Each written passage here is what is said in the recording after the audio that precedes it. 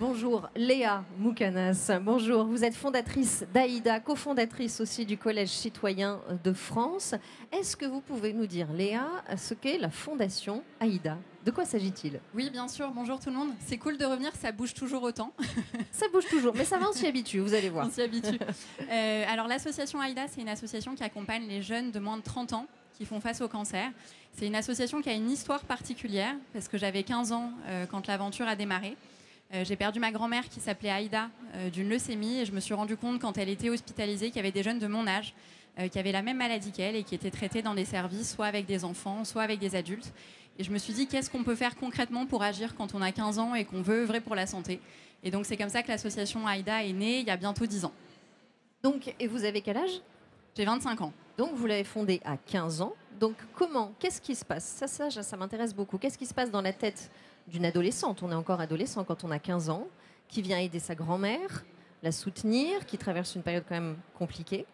Comment est-ce qu'on en vient à penser à créer une association? C'est une manière, en aidant les autres, de s'aider soi-même, de continuer à aller de l'avant? Vous savez, c'était une période très particulière, je pense, pour la jeunesse. C'était avant les vagues Greta Thunberg. C'était le moment où un grand média français avait titré « C'est la génération canapé », la génération qui n'a pas d'avenir, la génération qui est bonne à rien faire. Et ça m'avait beaucoup marqué à l'époque. J'avais essayé de m'engager d'abord dans le monde associatif. Je m'étais rendu qu'avant 18 ans, c'était difficile de pouvoir le faire et de pouvoir agir concrètement. Et donc, c'est comme ça qu'on a eu l'idée de lancer Aïda. Vous savez, moi, je suis d'origine libanaise. Je suis née à Beyrouth, j'ai grandi à Beyrouth.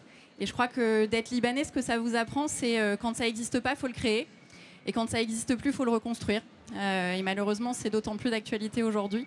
Mais je pense que c'est aussi cette fibre libanaise qui m'a motivée au départ et qui a fait qu'on s'est lancé dans cette aventure incroyable il y a 10 ans. Donc vous aviez ça chevillé au corps, donc vous lancez Aïda il y a 10 ans. Et concrètement, qu'est-ce que vous avez proposé à ces jeunes? Comment est-ce que vous leur êtes venus en aide? Alors aujourd'hui, Aïda a beaucoup grandi parce qu'on est présent dans 100 hôpitaux partout en France, autour de 3 missions.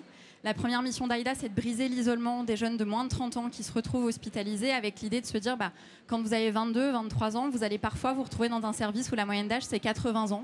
Donc, qu'est-ce qu'on peut faire pour accompagner dans ce contexte-là? Donc, on a des visites qui s'organisent tous les jours partout en France de jeunes qui ont le même âge, qui sont formés, qui sont suivis par des psys pour intervenir dans les hôpitaux. Donc, ça, c'est notre première mission.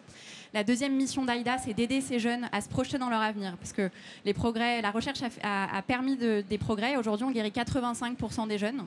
Donc la question, c'est une fois que vous avez passé un an et demi à l'hôpital, comment est-ce qu'on vous aide à vous projeter dans la suite? Et moi, je me rappellerai toute ma vie d'un jeune qui dit « Pendant, je sais contre quoi je me bats, mais après, je sais plus ». Et donc l'idée, c'est aussi d'être en capacité d'accompagner cet après-cancer. Et la troisième mission d'Aïda, c'est de mobiliser des jeunes, et en particulier de mobiliser des jeunes autour de leur santé, puisque aujourd'hui, on forme chaque année 2000 bénévoles, dont la moyenne d'âge est 19 ans, à intervenir en milieu hospitalier, à s'engager. Et en fait, on se rend compte que l'engagement, ça a un impact incroyable sur leur propre santé. Et il y a plein de choses au niveau de leur comportement de santé qui vont évoluer dans ce contexte. Donc de la prévention, de la réinsertion, en plus du soutien au moment de la maladie. C'est ça, les missions d'Aïda se sont vraiment développées au fur et à mesure. En fait, on s'est rendu compte qu'on a vraiment réussi avec Aïda à créer un espace dans lequel on pouvait parler de santé aux jeunes. Et je vous donne un exemple très concret. On n'a que 9% des bénévoles qui, quand ils arrivent chez Aïda, disent « Moi, la santé, ça m'intéresse ». 91% disent « Moi, j'ai besoin de m'engager, je ne sais pas forcément comment le faire et j'ai trouvé un espace chez Aïda pour pouvoir le faire ». Et au bout de 3 ans, vous avez 53% des jeunes, donc un jeune sur 2 qui dit « Moi, je veux faire un métier en lien avec la santé » depuis que je me suis engagée chez Aïda. 71% des jeunes qui disent « Ça m'a rendu plus réceptif à des messages de prévention » et un jeune sur 4 qui fume moins, un jeune sur 5 qui fait plus de sport. Et ça, sans qu'on envoie forcément de messages d'information ou de prévention santé à ces jeunes. Donc l'idée pour la suite, c'est d'aller plus loin et de vraiment faire de l'engagement un dispositif d'information et de prévention santé pour des populations de jeunes aujourd'hui qui sont difficiles à toucher sur des thématiques de santé. Comment est-ce que vous allez recruter ces jeunes? Comment est-ce que vous allez toucher toutes ces envies et toutes ces formidables énergies? Alors on recrute partout et tout le temps, mais on n'a pas besoin de convaincre parce que les jeunes ont envie de s'engager de façon très spontanée. On est très présent sur les réseaux sociaux, et donc c'est un biais important de recrutement. On a beaucoup d'influenceurs qui sont engagés avec nous. Peut-être que vous connaissez aussi Aïda par ce biais-là, Paola Locatelli, Adèle Exarchopoulos, enfin voilà, toutes ces personnalités qui ont posté et qui ont relayé. Pas seulement pour parler d'Aïda, mais aussi en faisant des actions très concrètes avec nous sur le terrain. Et ensuite, on fait des interventions en milieu scolaire. Donc on intervient pour parler de l'histoire d'Aïda, de nos actions, montrer que c'est possible de s'engager quand on est jeune et qu'il y a vraiment des façons très concrètes de s'engager. Moi je pense que ce qui me marquait quand j'avais 15 ans et ce qui me marque toujours 10 ans après, c'est de se dire on vit dans un monde qui est hyper anxiogène. Il y a la guerre partout, il y a l'environnement, la santé, ça nous semble complètement intangible. Et la question c'est qu'est-ce qu'on peut faire de façon très concrète pour pouvoir œuvrer et agir. Et je crois que c'est cet espace qu'on a créé chez Aïda. Alors, preuve supplémentaire, s'il en faut une, de votre engagement et de cette envie de s'engager, vous avez aussi cofondé le Collège citoyen de France. J'aimerais aussi que vous nous en parliez. Alors effectivement, et c'est chouette parce qu'il y a certains de nos alumni qui sont autour de l'Ampli. On a monté il y a quasiment 5 ans maintenant, juste après le Covid, avec un groupe de 10 cofondateurs. Donc il y a Tania de Montaigne, Édouard Bergeon, Thierry Cotillard. Enfin voilà, on est plein à avoir monté ça. Une école pour former des acteurs de terrain à se rapprocher des politiques publiques et à agir pour pouvoir se rapprocher de la politique et œuvrer sur nos politiques publiques. Et moi, je pense que je le vois au quotidien avec Aïda. La politique, c'est le terrain. Et il y a trop de personnes qui font des choses extraordinaires au quotidien qu'on ne voit pas assez nous représenter. Et je pense qu'il y a beaucoup de désillusions aujourd'hui. Et l'idée, c'était de se dire, voilà, comment est-ce qu'on crée ce pont-là? Comment est-ce qu'on outille? Donc, c'est une formation qui dure 6 mois, qui est compatible avec une vie professionnelle. C'est ça, hein. Voilà, c'est une formation qui est compatible avec une vie professionnelle. Nous, on appelle ça une école. Et qui forme des promos d'une cinquantaine.